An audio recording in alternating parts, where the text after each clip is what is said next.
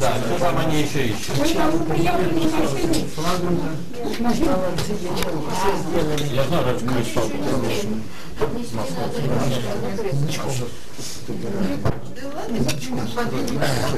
Так, давайте, а то мы уже... Все готовы, да?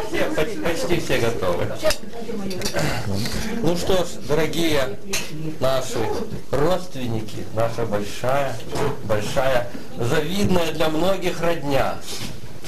Вот по очередному поводу мы собрались сегодня здесь.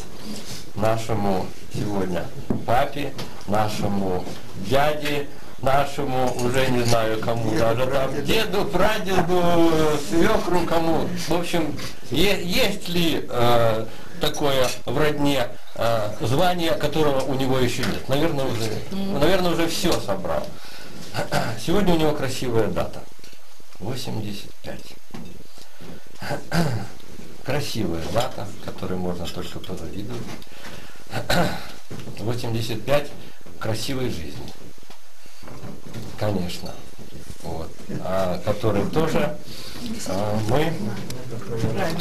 на который тоже мы смотрим с завистью. Молодежь, которая сегодня здесь среди нас, она должна смотреть на это и думать, вот как раньше жили и какие могли быть люди, какие могли быть успехи, какие могли быть результаты.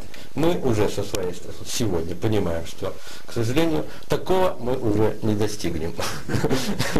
К сожалению.